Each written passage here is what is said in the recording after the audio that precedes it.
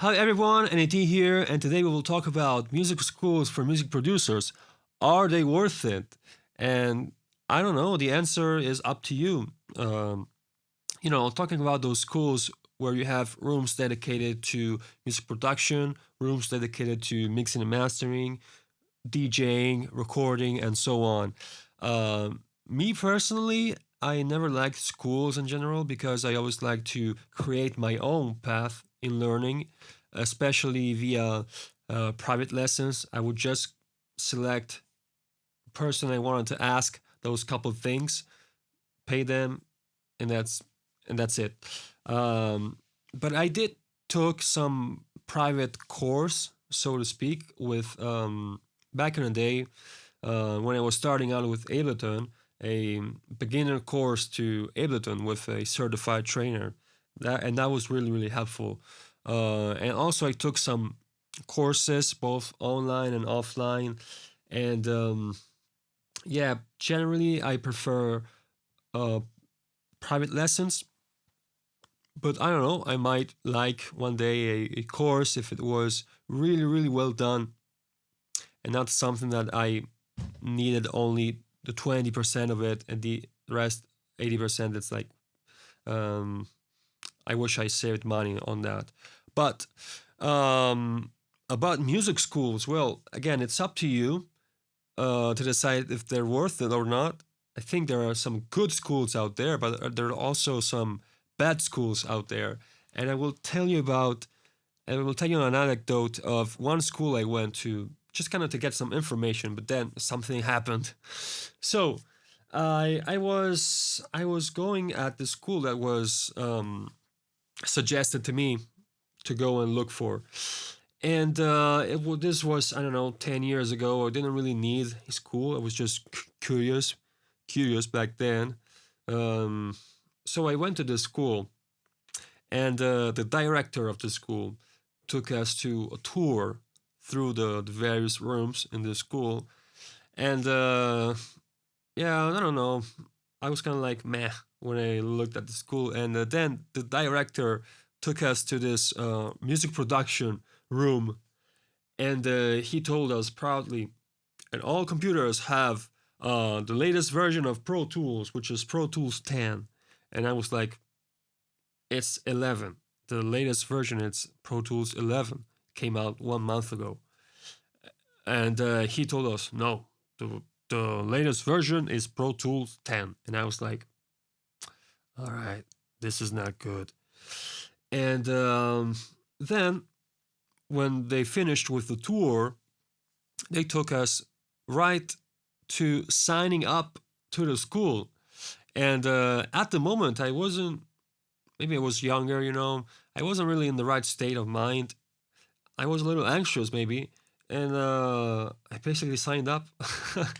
They took us right to the signing up of the school, which was, I don't know, give us some time to think about it. But, well, I signed up and I paid like a down payment, which was consistent, very consistent. A lot of money, hundreds, I believe, of euros. And that's it. And the school was starting in, I don't know, 6, 8 months. So we needed to wait for those months to start. And then I went back to my city. The school wasn't near my city, and then something happened, which was that the shifts in my factory where I was working on changed, and because of that, I couldn't attend anymore. And so I called them. And I said, "Hey, I cannot attend anymore to the school, and because of my shifts." And they told me, well, you signed up, and because you signed up, it's okay if you don't want to attend anymore, but you still need to pay the whole price of the school, of the whole 2 years or 3 years, whatever it was. And I was like, what? Are you serious? And I told him, but I can't and I won't. And they told me, okay, usually okay. And they said, okay, usually we would call a lawyer for this kind of situation because people should pay, the whole price of the school. But okay. And I was like, no, no, no, no, no. And but they still kept the down payment, so they basically stole my money. And this lived me very bitter about these practices of these schools, because I don't think this is a good business model unless you are struggling to get students. I don't know, unless you're a bad school and you're struggling to get students, and so you need to secure the payments at least, even if they don't attend. You need to make them sign up quickly, so um, so you have basically 2 or 3 years of payment secured. And I think that's really bad, in my opinion. That shouldn't happen.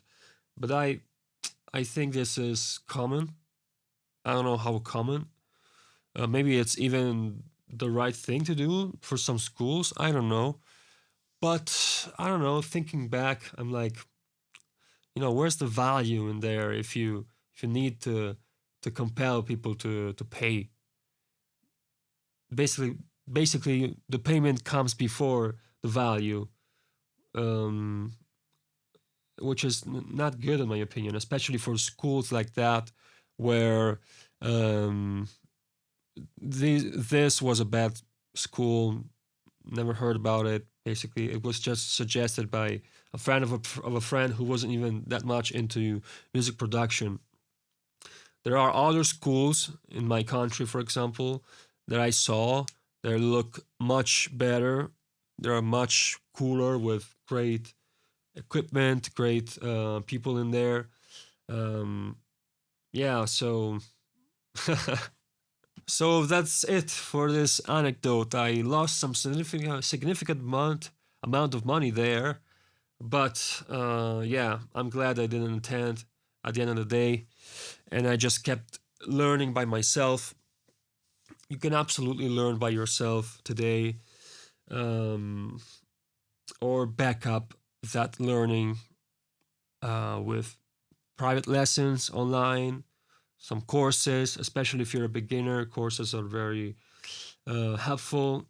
I also went to some basically short courses in some recording studios, which were very cool. Um, and yeah, and I'm not telling you to be fixated on not ever spending money in learning. Don't get me wrong. I spent thousands and thousands of money in courses and so on, and lessons. Um, I did carve my own path through this by learning by myself, but I also spent a lot of money, easily thousands and thousands of money in learning. But I never attended a music production school. That was too much of a commitment, going there physically, and also strictly adhering to that, months and months and months of programs. Also, because the place where I am now, basically, is that I think I've learned enough, and I can absolutely learn more, and I will learn more about music production in general. But artistically, where I am now is I am creating my own sound, and there's no school that can teach you how to be yourself artistically. That's something that you need to find out by yourself. And to me, that's slightly different from music production. It's more of an introspective work, that very like being with myself, and then directing that towards my music production. And that's something that's very important if you want to make really significant and unique music, in my opinion. All right, so that was it for the video. Hope that was interesting. Let me know your thoughts, leave a comment, and thank you for watching, and see you next time.